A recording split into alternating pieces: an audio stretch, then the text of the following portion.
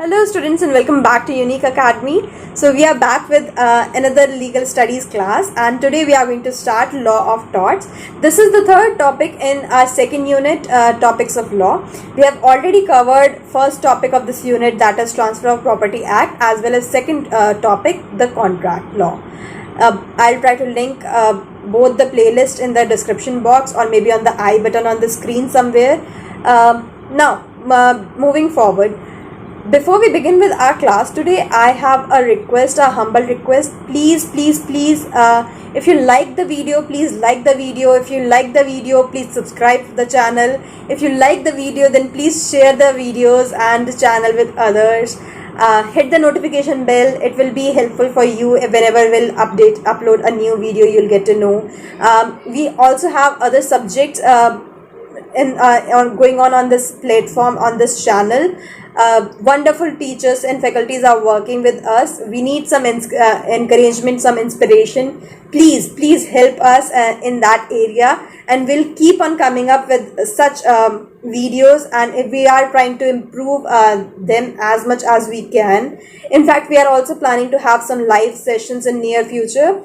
So yes, please hit the subscribe button, share the video, like the video, drop a comment if you like something, or if you don't like something, or if you want to communicate anything with us. Hit the notification bell, and please, it's my again humble request, go check out other subjects on this channel. So yes, now without wasting any more time, before you go and check out other videos, do continue watching this video, and let's begin with law of torts.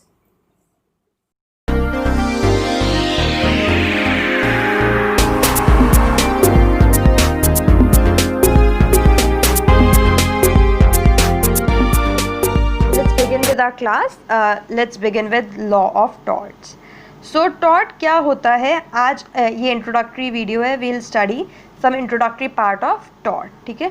Tort essentially means wrong and originates from a Latin word tortum, which means twisted or crooked. ठीक है? अभी कह रहा है कि tort का मतलब होता है कोई चीज़ गलत करना. ठीक है? tort का मतलब होता है wrong, and it is derived from a Latin word tortum, which means twisted or crooked. In law, tort is defined as a civil wrong or wrongful act of one, either intentional or accidental, that result in injury or harm to another one, who in turn has resources to civil remedies for damages or a court order or injunction. ठीक है? पर जब हम law की भाषा में बात करते हैं, ठीक है, इसका मतलब भी होता है, टॉर्ट का मतलब भी होता है रॉन्ग, और जब हम लॉ की भाषा में बात करते हैं तब भी इट मीन्स समथिंग रॉन्ग. ठीक है? आ रॉन्गफुल एक्ट. ठीक है? जो आप इंटेंशनली भी कर सकते हैं. It could be either intentional और एक्सीडेंटल. आपने या तो जानबूझ के किसी का नुकसान किया है या फिर गलती से हो गया. It is an accident that results in the injury. और आपका जो गलत एक्ट है, रॉन्गफुल एक्ट है, उससे क्या हुआ है? या तो सामने वाले को इंजरी हुई है या किसी तरीके का हार्म हुआ है. ठीक है? And in turn of that injury, of that harm, that person have civil remedies. उसके पास रेमेडीज हैं. ठीक है? उसके पास कोर्ट ऑर्डर है या इंजंक्शन है. Right? The definitional feature of tort are that it is a civil wrong और distinguished from criminal wrong. Both the procedures and remedies are different in civil law and criminal law. ठीक है? ये क्या कह रहे हैं? Definitional feature of tort. एक खास बात क्या है टॉर्ट के बारे में कि that it is civil wrong. ठीक है? And it is very much distinguish. बिल्कुल अलग होता है ये क्रिमिनल रॉन्ग से. ठीक है? ये सिविल मैटर्स में होता है, ये क्रिमिनल मैटर्स में यूज़ नहीं होता है. And it is absolutely different in criminal matter from criminal law. ठीक है? In criminal cases, the state initiates legal proceedings in a criminal court on behalf of victim and is punished when found guilty by the court. ठीक है? अब ये बता रहे हैं कि क्रिमिनल केसेस में क्या होता है, एक क्रिमिनल कोर्ट में केस चलता है और पनिशमेंट मिलती है जब पता चलता है कि सामने वाले ने गलती की थी. ठीक है? कुछ गलत काम किया था, रॉन्गफुल एक्ट किया था. मैं गलती तो नहीं कहूँगी, रॉन्गफुल एक्ट किया था. ठीक है? इन सिविल एक्शन, अभी हमने किसका पढ़ा? हमने पढ़ा क्रिमिनल का, अब हम पढ़ रहे हैं सिविल एक्शन का. Civil action like the tort suit, it is pursued in civil courts. ठीक है? मैं अभी इसे हाईलाइट कर दूंगी. In civil courts where the victim or victim's representative or survivors prosecute the wrongdoer, usually for compensation. Please highlight it, it is very important. Compensation in form of money payment and also at times for other liabilities or injunctions. अभी हमने हमें जो criminal cases के बारे में बताया था यहाँ पे, ठीक है, उसके पीछे पर्पस क्या था? पर्पस क्या था? आपको ये बताने का कि क्रिमिनल केसेस में यू गेट पनिश्ड, ठीक है। और हम लोग टॉर्ट को सिविल केसेस में क्यों यूज़ करते हैं? क्योंकि there we can also get some compensation, ठीक है। In civil matters we usually are fond of compensation rather than of punishment. Generally, tort cases result in compensating the victim and criminal lawsuits are about punishment. यहाँ पे इन्होंने clear कर दिया आपने पूरी इतने लंबे पैराग्राफ का पर्पस कि जनरल है, ठीक है, it is not a thumb rule. मेरे पास फिर बाद में बच्चे पूछते हैं कि मैम आपने ऐसा कहा था वैसा कहा था. इट्स जनरल, ठीक है. Tort cases result in compensation. जब हम टॉर्ट लगाते हैं किसी सिचुएशन पे तो वहाँ पे कंपनसेशन की डिमांड होती है, कंपनसेशन मिलता है, ठीक है. और क्रिमिनल केसेस में पनिशमेंट मिलती है, ठीक है.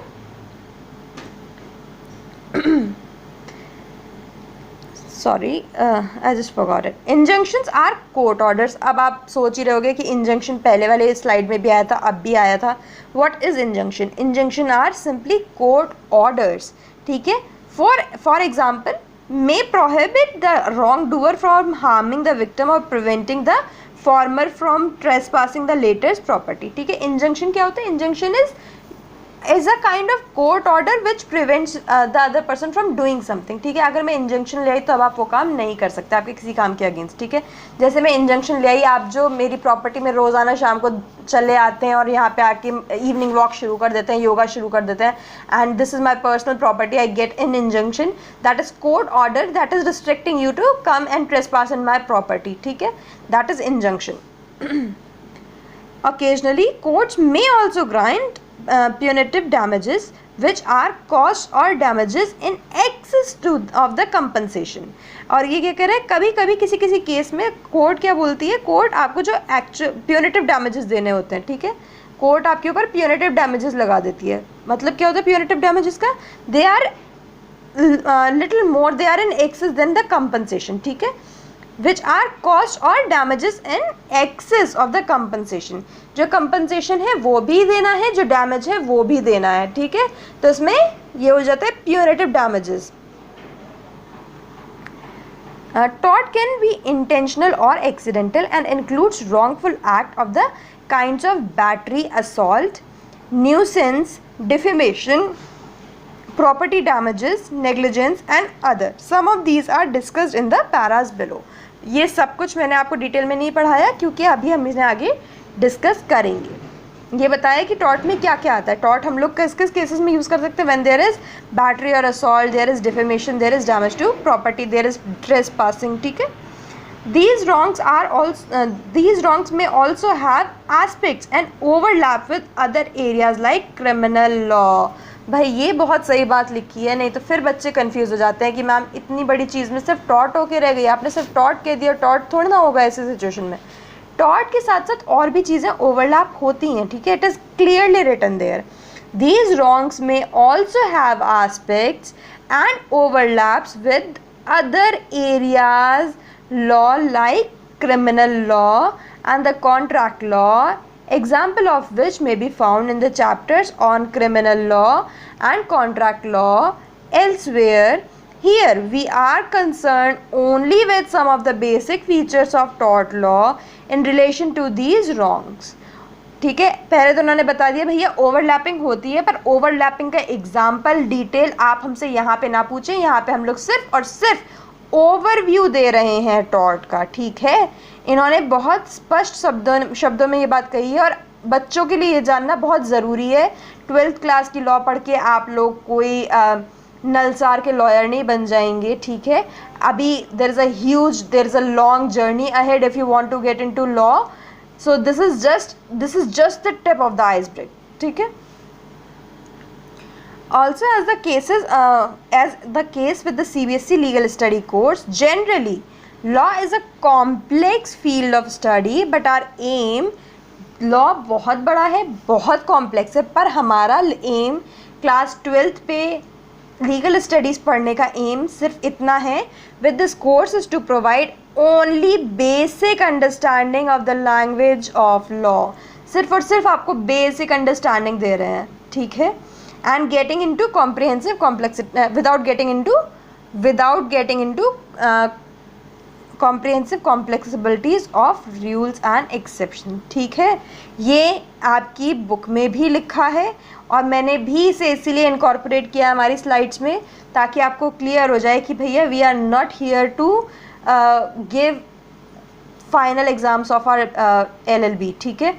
We are here only to read study legal studies in our class 12th level, at our class 12th level, okay।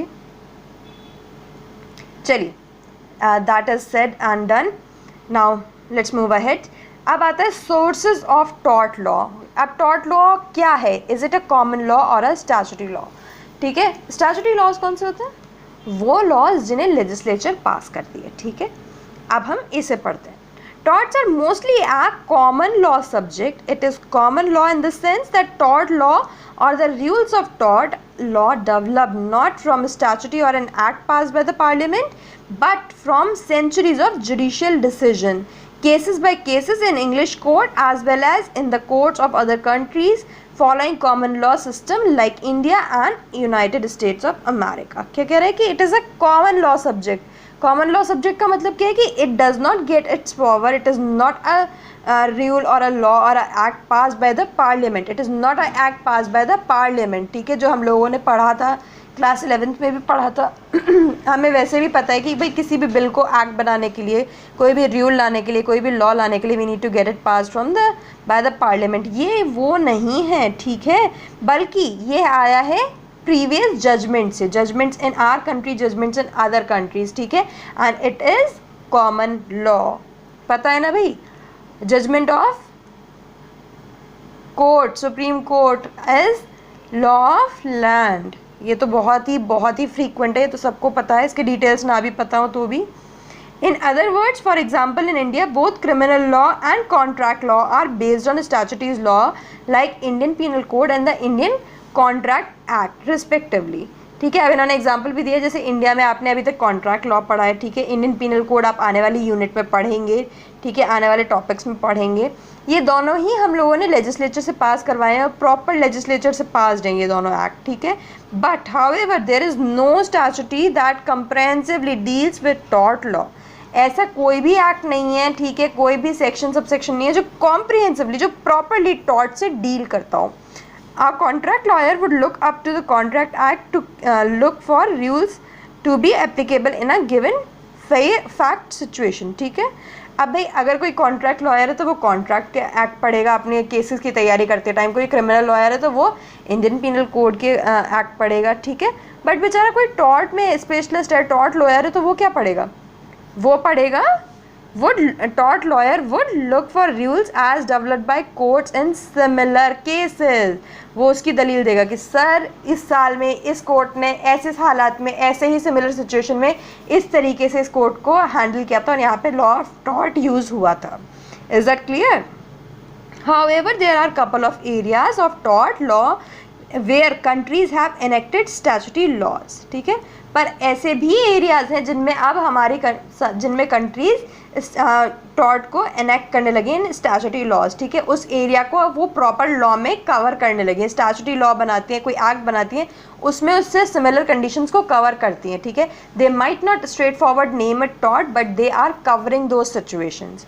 In India for instance, automobile act as well as the harms caused to a consumer of goods and services are covered by the motor vehicle act 1988 and the Consumer Protection Act 1986 respectively।